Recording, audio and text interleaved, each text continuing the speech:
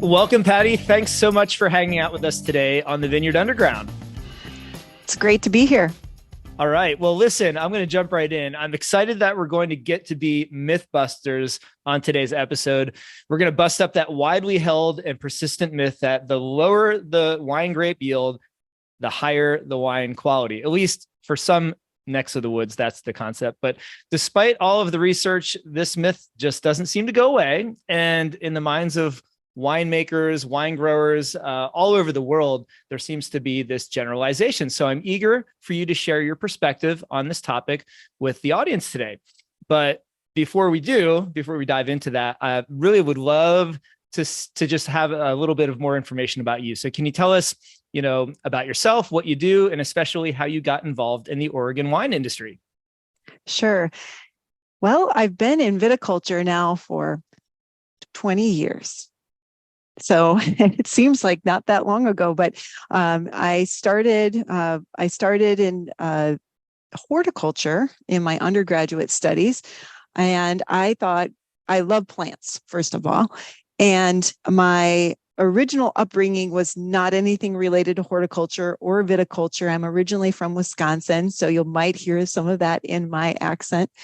Not at all. Not at all. Yeah. And I grew up in the dairy industry. So I grew up as a farm kid. And when I was going to college, I wanted to work with plants because they were so exotic compared to what I was used to. And chose horticulture over botany because I wanted to work with production. And, coming from production myself, I knew the importance of, how that information would be helpful to production and if I learned a plant system. And so in undergrad, I learned to be a horticulturist, and I really recognized early on in my undergraduate studies that I wanted to do extension and work in academia. And so I kind of got on that path of taking internships and sought out graduate school on the research end, and did my graduate studies at Purdue University with Dr. Bruce Bordelon, who at the time was the extension berry crops and viticulture professor for the state of Indiana, and got trained on viticulture and worked on a project with Traminette, which is a hybrid grape variety of Gewürztraminer, a hybrid of Gewürztraminer, and worked on projects related to canopy management and training systems, and kind of got bit by that bug of working with grapevines, and really enjoyed working with grapevines and the challenge that was presented to vineyards in the Midwest. And I figured I would stay in the Midwest or the East where the challenges abound. And then I was recruited by Oregon State University to apply for this viticulture extension position, and went on the interview kind of skeptical as to whether they would even want somebody who wasn't trained on the West Coast, and came on the interview and just really fell in love with the fact that here, this is a university that was looking for a position to fill, and there were 30 growers involved in the interview process. Oh, wow. Yeah. I was just floored. And so even though I wasn't sure what I would encounter here, I was offered the job, and, just weeks after graduating in December 2006, loaded up our moving van and moved across the country to start my position here at Oregon State University in January 2007. So can you talk a little bit about how this all started, and, where and when the idea came about that these lower yields produce higher quality, and how it got so integrated into the grower and winemaking culture? Well, so when I first came to Oregon, of course, they wanted to talk about how they were, it was a point of pride that they had crop thinning a lot, they had low yields, and that they really needed that to produce quality. And it just didn't relate when I saw what we were growing for grapevines in terms of the size of the canopy, the amount of fruit they would hang. And I had done probably 3 seasons of research before I realized that it just didn't connect. When we think about typical viticultural practices and vine balance and looking at crop load, basically our vines are big, they're healthy, they're not stressed for the most part, and they don't have super high yields. And so then I started thinking of doing yield management trials, and I started off with doing replicated trials in a couple locations in the state, and quickly shared that information with the industry. And they said, well, that's an answer for those vineyards, but we just don't believe you. That, the results were thinning really didn't have a very big impact. It was contrary to what everybody was doing.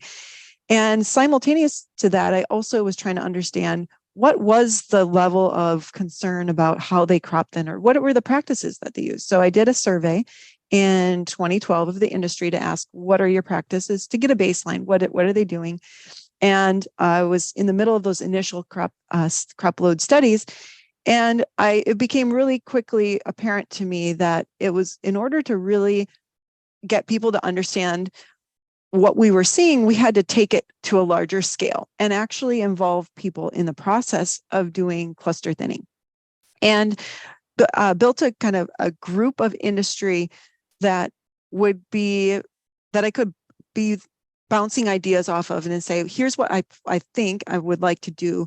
What do you think about this? What are the pitfalls? Let's figure that all out. And so I remember meeting up in Carlton, Oregon, with a group of maybe 10 or 15 industry members, talking about this project that we would do for 10 years and put it in vineyards, and they would carry it through the winery. And it wouldn't be done by us at Oregon State University. We would lead them and guide them and teach them to be researchers, but they would do the work in their vineyards and in their winery. And they had to make the wines to a level that they felt was suitable, because they always said, well, you made the wines from commercial vineyards, but they were done at OSU in small batches, and we just know that's not good wine to evaluate. I said, fair enough. And so if you want to give it a try, let's do this. Let's come up with protocols. And I remember sitting down with James Osborne and coming up with a plan, like, how will we know if we're successful? And we thought, if we get 10 collaborators in a 10-year period to do this work, it'll be successful. And we had 10 companies sign up for the first year. Wow. And we wanted them to do at least 3 years. We understood they couldn't commit all to 10 years.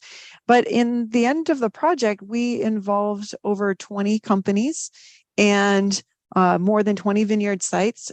All of them are in the Willamette Valley of Oregon, but they were all volunteers. And we had it open to just any cultivar they wanted to work with, but most people wanted to do Pinot Noir. And it was no surprise, because our survey also said that is the variety they're spending most time in assessing yield and doing crop reduction or crop thinning. And so we did this project over a 10-year period, so seasons 2012 to 2021. And we had a number of producers that were in for all 10 years. And we have one vineyard that was in the project longer than its owners. So it changed hands, but the vineyard stayed in the project. Which was nice. Priorities, right? Oh, wow. Then that's significant, not only in terms of, if you're a seller of the fruit, and tonnage per acre, but when you turn that tonnage into gallons or bottles of wine, that is a huge economic impact. I'm sure you've captured that and have something to say about that too.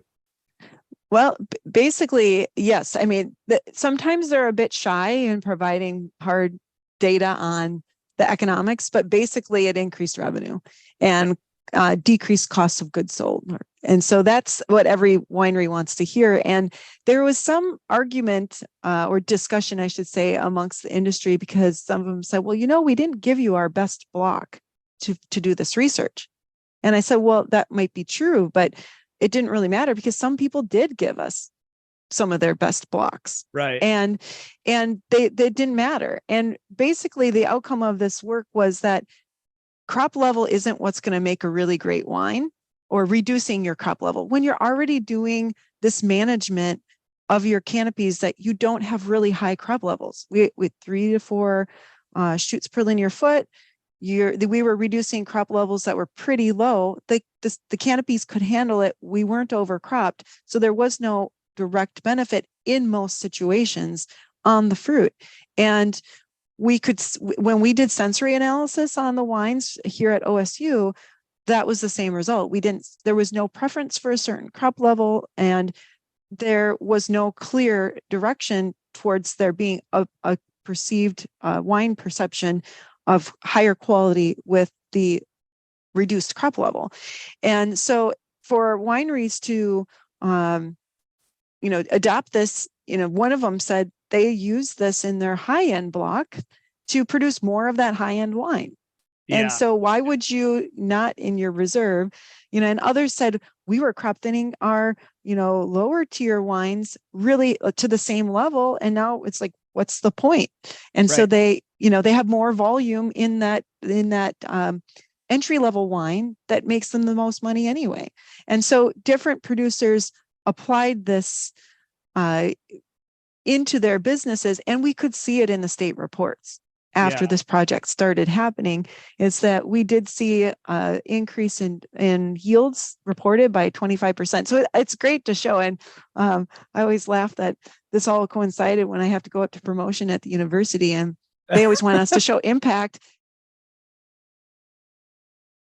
So I don't think our message today is more fruit is better. I think our message is more less fruit is not always better, right? So correct. So how can growers go about determining how far they can push the envelope in their vineyards? What are things they can do? Do they need to set up their own trial and make separate wines?